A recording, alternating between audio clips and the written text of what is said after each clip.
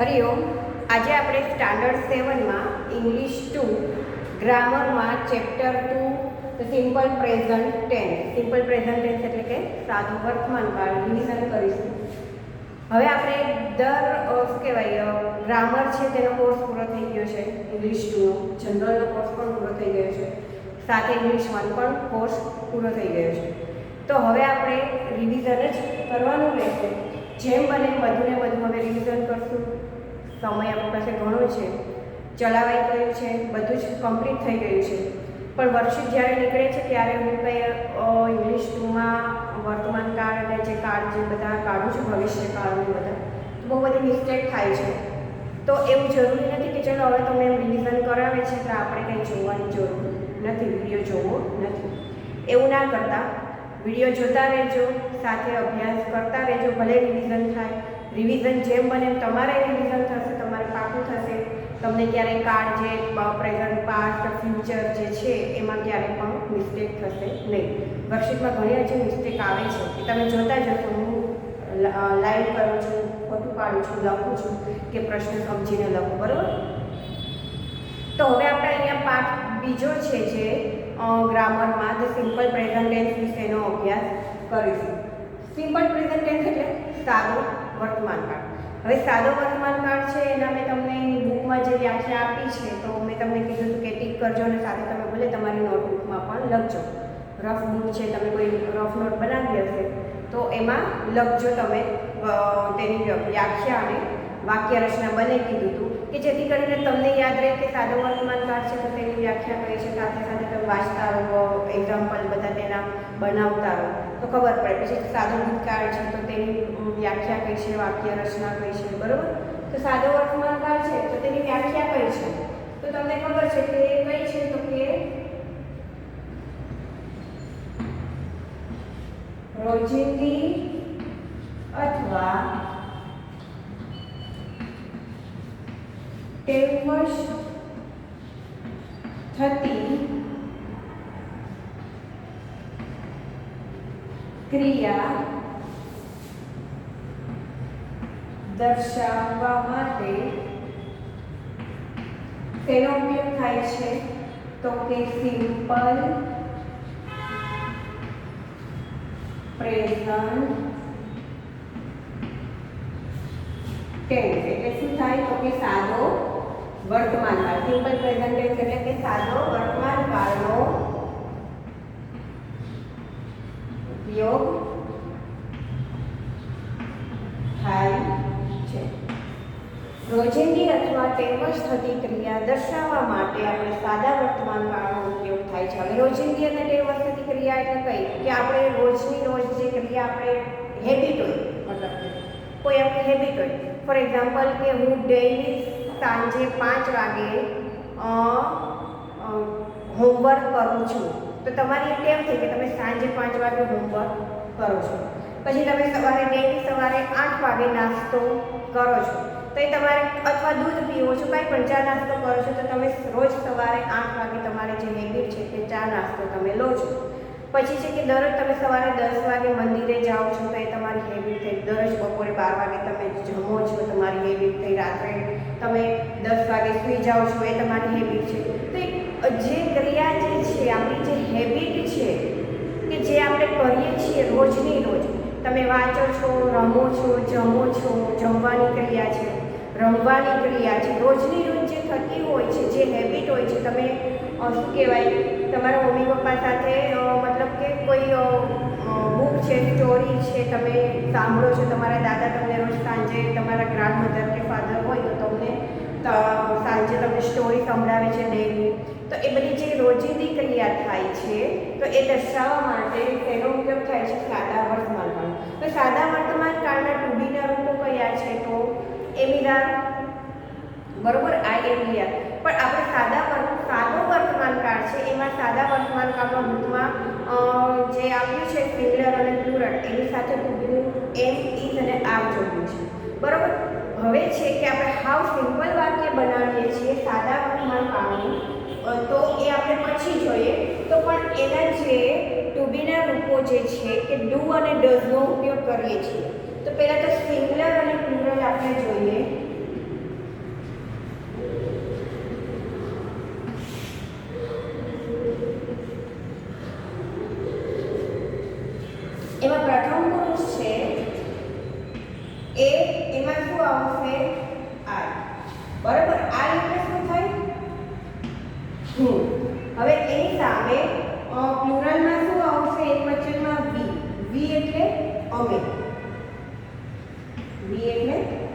અમે. હવે છે દ્વિતીય પુરુષ, તો એ શું છે તો કે યુ. યુ એટલે કે તું. એ જ રીતે પ્લુરલમાં શું થશે? દ્વિતીય પુરુષમાં યુ એટલે કે તમે. બરાબર. હવે ત્રીજો પુરુષ છે. ત્રીજો પુરુષ એકવચન શું છે તો કે તમને ખબર છે હી એટલે કે તે, શી એટલે કે તેણી અને ઈ એટલે કે તે. પણ હી એટલે કે નર જાતિ માટે વપરાય છે, પુરુષવાચક છે. સી એટલે તેણી નારી જાતિ સ્ત્રીવાચક હોય ત્યારે વપરાય છે. અને ઈટ છે તે નાન્યતર જાતિ એટલે કે કોઈ નિર્જીવ વસ્તુ કે પશુ પક્ષી હોય ત્યારે ઈટનો ઉપયોગ થાય છે. હવે હી, શી, ઈટ ત્રીજો પુરુષ એકવચન છે, તો એની સામે બહુવચનમાં શું લાગશે તો કે ધે. ધે એટલે તેઓ. આ થયું સિંગલર અને પ્લુરલ પ્રથમ પુરુષ અને દ્વિતીય પ્રથમ પુરુષ એકવચન અને બહુવચન, દ્વિતીય પુરુષ એકવચન બહુવચન અને તૃતીય પુરુષ. હવે આ બધા થયા આપણે સર્વનામ કહેવાય ને, આપણે શીખ્યા હતા આગળ કે આ બધાને કહેવાય સર્વનામ. તો હવે આઈની સાથે શું લાગશે? તો આઈની સાથે આપણે તમને બધાને ખબર છે કે એની આ લાગે છે, પણ આપણે ડુ ડઝ વિશે વાત કરીએ તો આઈની સાથે શું લાગશે? ડુ. તો વીની સાથે શું લાગશે? ડુ. હવે ડુ એટલે શું? તો કે ડુ એટલે કરવું, ક્રિયા કરવી. મતલબ કે do, I do homework regularly. તો હોમવર્ક છે તે હું ક્રિયા થઈ કે હું હોમવર્ક કરું છું દરરોજ. આઈની સાથે કરવું. ડુ એટલે શું થાય? કરવું. આઈ ડુ એટલે કે હું કરું છું. We do. You do. You સાથે શું લાગશે? ડુ. હી, શી અને ઈટ છે તો તેમની સાથે શું લાગશે? ડઝ. ડઝ અને ડઝ. તો દે સાથે શું લાગશે? ડુ. આટલું ક્લિયર થઈ ગયું? ના ખબર પડે તો સાથે સાથે લખતા રહેજો તમે. તો અહીંયા હવે જોઈએ આપણે એ જ રીતે હેવ હેઝ વાળા વાક્ય જોઈએ.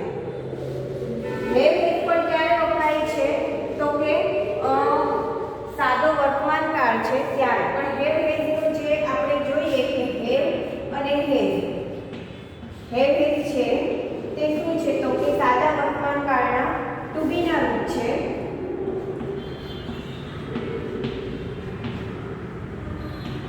સાદા વર્તમાન કાળનું ટુ બી નું રૂપ છે. પણ હેવ અને હેઝનો ઉપયોગ ક્યારે થાય છે તો કે માલિકી દર્શાવવા માટે. હેવ અને હેઝનો ઉપયોગ ક્યારે થાય છે તો કે માલિકી દર્શાવવા માટે હેવ અને હેઝનો ઉપયોગ કરવામાં આવે છે. બરાબર. હવે હેવ અને હેઝ છે તો એનું આપણે જોઈએ સિંગ્યુલર અને પ્લુરલ. તો સિંગ્યુલરમાં જોઈએ સિંગ્યુલર અને પ્લુરલ. તો એમાં પણ પ્રથમ પુરુષ છે આઈ. આઈની સાથે આપણે શું લગાડશું? હેવ. તો દ્વિતીય પુરુષ વી ની સાથે શું લગાડશું? હેવ. હેવ એટલે ની પાસે હોવું, પોતાની માલિકી દર્શાવે છે હેવ અને have. I have a bike. તો કે મારી પાસે બાઇક છે, મારી પોતાની બાઇક છે. તો હું શું કહીશ કે પોતાની માલિકી દર્શાવે છે એટલે હેવનો ઉપયોગ કરીશ. એક વચન છે એટલે આઈ હેવ અ બાઇક. હવે છે વી. We have. પછી બીજો પુરુષ છે એ રીતે દ્વિતીય પુરુષ. તો એમાં શું આવશે? યુ. યુની સાથે શું લાગશે? હેવ. એ જ રીતે પ્લુરલમાં પણ યુની સાથે હેવ. હવે નિશી છે ત્રીજો પુરુષ. તો એમાં શું લાગશે? વી. વી સાથે હેવ, શી સાથે પણ હેવ અને ઈટ સાથે હેવ. તમારે યાદ શું રાખવાનું કે ત્રીજો પુરુષ એક વચન છે, હી, શી અને ઈટ. એમાં જ હેવનો ઉપયોગ થશે. બાકી બીજા બધામાં શેનો ઉપયોગ થશે? હેવનો. એ જ રીતે તમે જોયું ડુ ડઝમાં પણ હી, શી, ઈટ છે એમાં ડઝનો ઉપયોગ થશે અને બાકીમાં ડુનો. હવે ધે સાથે શું લાગશે? ધે સાથે હેવ. તો આ થયું હેવ હેઝનું આપણે જોયું. અને ડુ ડેઝ વાળું ટેબલ જોયું. હવે આપણે જોશું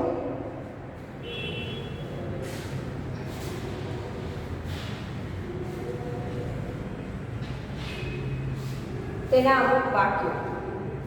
હવે વાક્ય જોઈએ સાદા વર્તમાન કાળના. તો હું એ લખીશ પહેલા તો I do my homework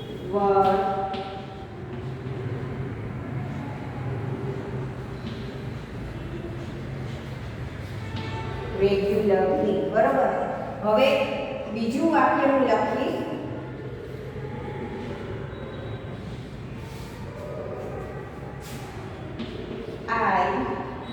અથવા તો I will see. મારે એમ બનાવવું છે કે તેની પાસે ડોલ મતલબ કે ઢીંગલી છે, તો હું શું બનાવીશ? સી હેવ આવશે કે હેઝ આવશે? તો તમને ખબર છે કે સી હેઝ અ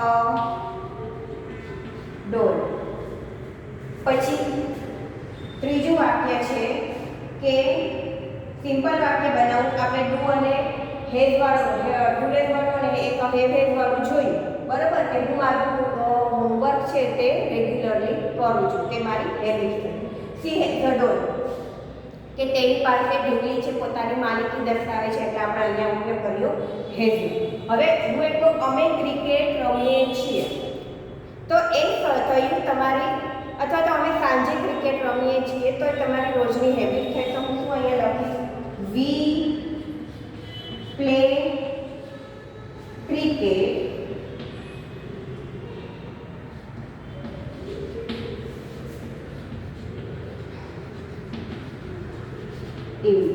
અમે સાંજે ક્રિકેટ રમીએ છીએ. અથવા તો એમ પણ લખી શકો કે એવરી ઇવનિંગ, એટલે કે દરરોજ સાંજે અમે ક્રિકેટ રમીએ છીએ. તો વી પ્લે. હવે હું એ જ રીતે ચોથું વાક્ય છે કે બનાવું હી થી કે હી, તો શું લાગશે? આ વાક્ય જુઓ.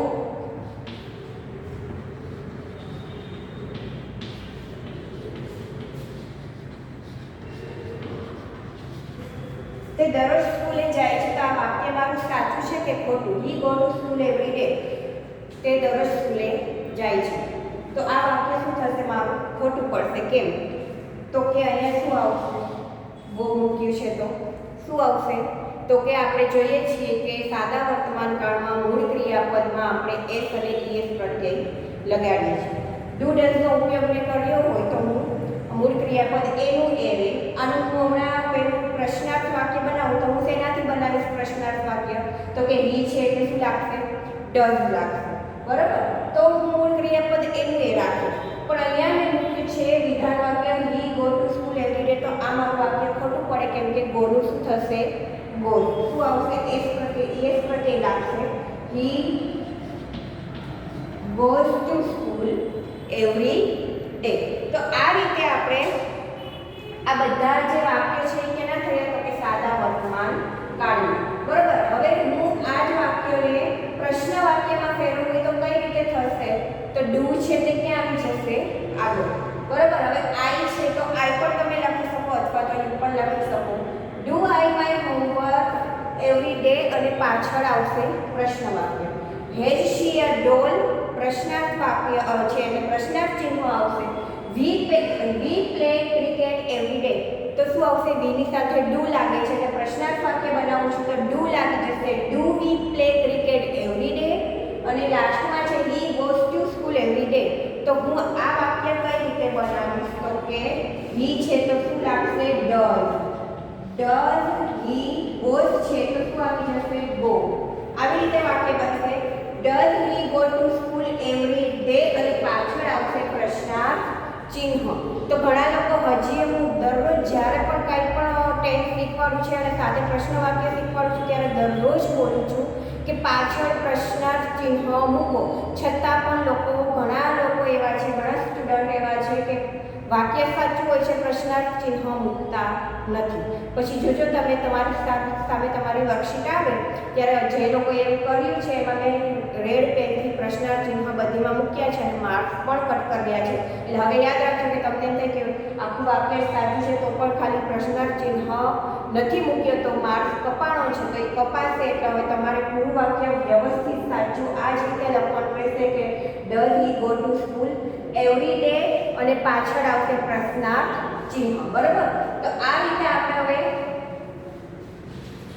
તો અમુક વાક્ય જોઈએ સાદા વર્તમાનકાળના સાથે પ્રશ્નાર્થ વાક્યો પણ જોઈએ.